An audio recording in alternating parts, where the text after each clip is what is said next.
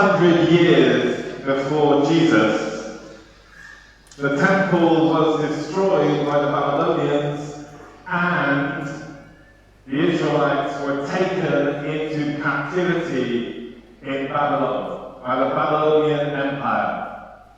Well, some of them were taken into captivity, particularly the elite, the educated, the leaders, the priests were taken into captivity in Babylon.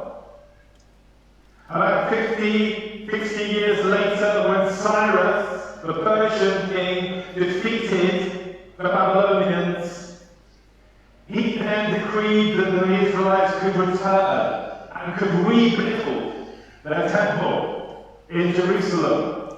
And then over the next 100 or so years, various groups went back to rebuild the temple.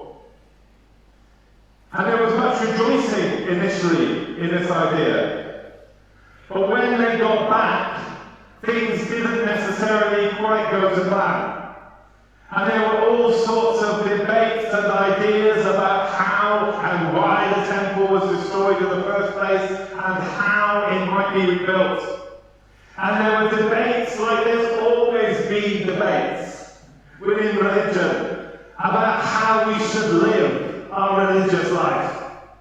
And there were those who said the reason why the temple was destroyed is because God was displeased with us.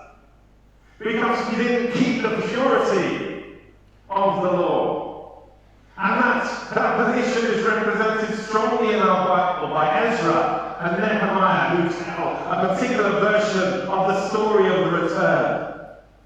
But this morning we heard from Isaiah, and we heard, in a way, from the other side. Because there were those who argued, no, the reason why the temple was destroyed is that we were not open enough to the world. The reason why the temple was destroyed was because we didn't show fully the love that God has called us to show. And in fact, in Isaiah, in this third part of the book of Isaiah, which is believed to have been written around this time, there is another part in that Bible which directly contradicts what is said in Deuteronomy about eunuchs. In chapter 56, verses 1 to 4, it says, let the eunuchs come to the temple. Let the foreigners come to the temple. This is in direct contrast to Deuteronomy 23, where it says that those who are eunuchs are not allowed in the temple. The Bible is, in many senses, giving us the debates that go on within religious life, within religious communities, about how we live God's love.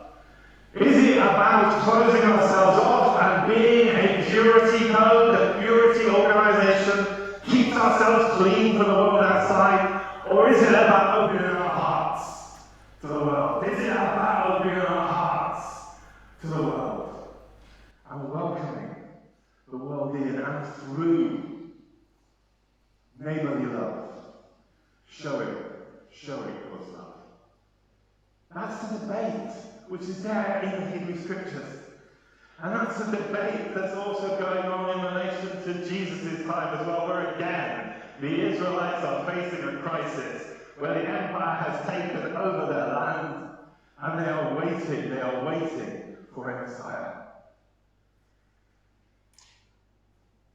And so we hear this morning again a bit of that Messiah position, where there's a whole thing around, God says through the prophet Isaiah, what is the fast I require? Because we're all saying, well, look, we're doing what you told us to do, and why isn't it all working? We do the rites, we do the rituals, we do the things we're supposed to do. Why isn't it all working? And God says through Isaiah, because you're oppressing your workers. You're persecuting. You're cutting people off. That's why it's not working. Open your hearts to others. Open your hearts to the world. And then, you shall bear fruit. You shall bear fruit. That's what God says to Isaiah 58, what we just heard. Then you shall rise and you shall be truly a light to the nations. That's what God's saying through Isaiah this morning in our passage this morning in Isaiah 58. Justice is the fast that I require. Fasting, religious rituals without action are meaningless. Religious rituals are important. Worship is important. But the purpose of worship is to fill our hearts so full that we can go out and we can actually open our hearts and we can pour out God's love to others. It's not about us being a club of the elect, of the few who are the only ones who are saved by God. It's about us being filled with the love of God, that we know God can heal and can strengthen us, so we can then go out and share that love, so that others may be strengthened, and work with others to strengthen those who are marginalised and oppressed. That's what religion, that's what Christianity, that's what the gospel is about. And Jesus stands in that inclusive tradition of the Hebrew Scriptures. He stands with Isaiah. He stands with Ruth, which was also written this time, the story of Ruth, where who is the holy person in the story of Ruth? The holy person in the story of Ruth is the foreigner. The holy person in the story of Ruth is a woman who is a foreigner. And that Ruth was written also at this time, directly challenging the purity position of Ezra and Nehemiah. That's why we have these books in the Bible, because they show us how we have wrestled, how the people down the ages have wrestled with what it means to be God's people. And we too today wrestle with what it means to be God's people in the here and the now. And Jesus says, doesn't he, this morning in our reading, he says, you are the salt of the earth. You are the light of the world. But what use is salt if it loses its saltiness? How much salt do you put in food? Well, you should really put a lot of food. I mean, but why do you put salt in food? Oh, well, every good. Yes. Yeah. Gives you satisfaction. But what does it actually do? Salt brings out the flavour. What happens if you put too much salt in food? It tastes bad. We are the salt of the earth. You know, I always think this, when people think everybody should be a Christian. Everybody should be a Christian. I'm not sure that's what we're supposed to be thinking about. Because we are the salt of the earth. If everybody's a Christian, we're going to get too salty. The idea of being salt is that we flavour. We flavour. We're called. We've been called especially to be the flavouring of the world. That's what we're supposed to do. We're supposed to flavour the world with God's love. Flavour the world with God's love. Being salt. We're the light of the world. So we're called to be light, but we shine the light. We shine the light. We shine the light because we are filled with God's love. And that's why we worship. That's why we come to church. Not to feel that we're better than others, but because we know we need God's love, because we're called to come. Because God has called each of us, to be the salt of the earth, and to be the light in the world, to shine our lights, and to flavour the world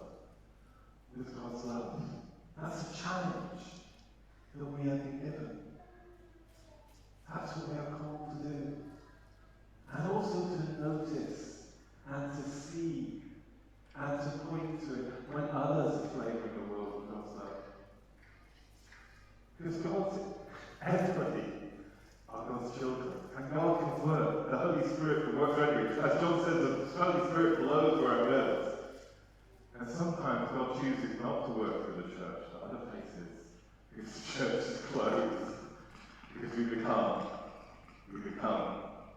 closed as a people, as a temple, as a rebuilders, of certain rebuilders of the temple were in Isaiah's time, the reading we heard this morning.